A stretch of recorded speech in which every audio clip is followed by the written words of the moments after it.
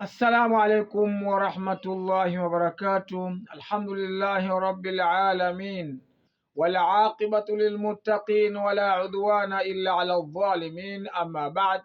Ndugu zangu watukufu, watazamaji wa chaneli yenu pendwa Alhidaya, leo biidhnillahi tabaraka wa taala tutazungumzia kuhusiana na dua mbalimbali za kuweza kuondosha matatizo.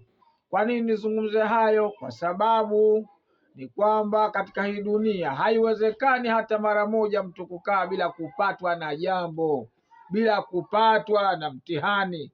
Kwa hiyo pale tunapopatwa na mitihani, basi aweze kupata usaidizi.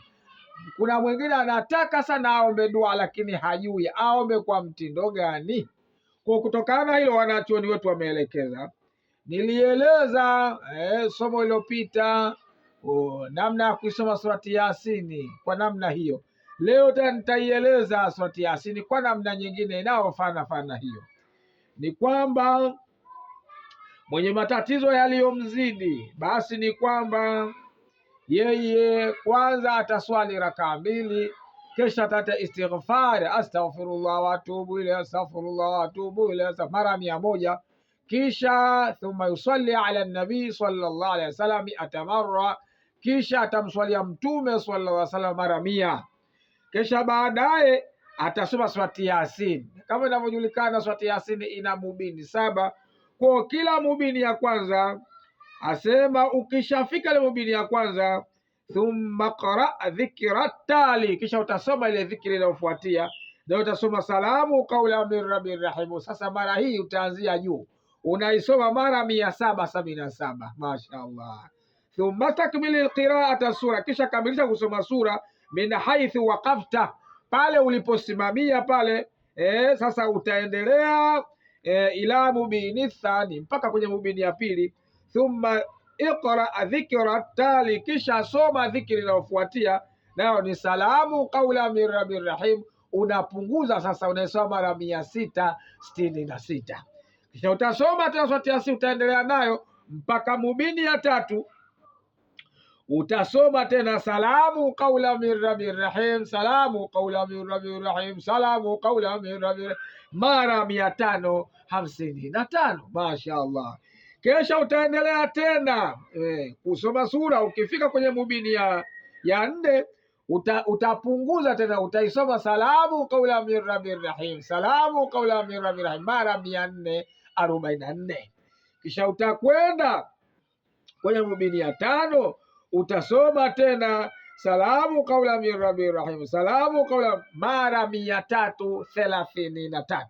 Kisha utakwenda kwenye mubini ya 6, utasoma tena salamu qaula min rabbir rahim, salamu qaula mara 222. Sasa utaendelea kabla hujafika kwenye mubini ya 7. Hapo katikati kuna tukio. Hapo tukio gani? Anasema thumma takmil qiraata surata min haithu waqafta hatta al-ayata at-taliya, kisha utakamilisha kusoma sura sehemu uliosimamia mpaka aya inayofuatia. Basi nayo inayosema wadhalalna, thumma qra dhikri tali, kisha utasoma dhikri inayofuatia ambayo inasema wadhalalnaha lahum faminha rakubuhum wa minha yaakulun, wadhalalnaha lahum faminha rakubuhum wa minha yaakulun. Hii aya tukariruhu 2000 marra, utairudia mara 2000. Thumma stakmil qiraata sura, kisha kamilisha kusoma sura min haithu waqafta, pale sehemu ambayo umesimamia, hata sabi' mubin, mpaka mubini ya 7. Utasoma sasa salamu qaula min rabbir rahim, salamu qaula min rabbir rahim mara 111. Basi anasema lau kama mtu atafanya hayo, basi ni kwamba hatadhuriwa na chochote biidhnillahi tabaraka wa taala. Kwa hiyo matatizo yote kama ufakiri uliomzidi au majanga makubwa, basi mtu akitumia uradi huu biidhnillahi tabaraka wa taala, Mwenyezi Mungu atamuondoshea kwa uwezo wake Allah subhanahu wa taala. Acha yatosha. Billahi tawfiq. Wassalamu alaikum wal afwa minkum.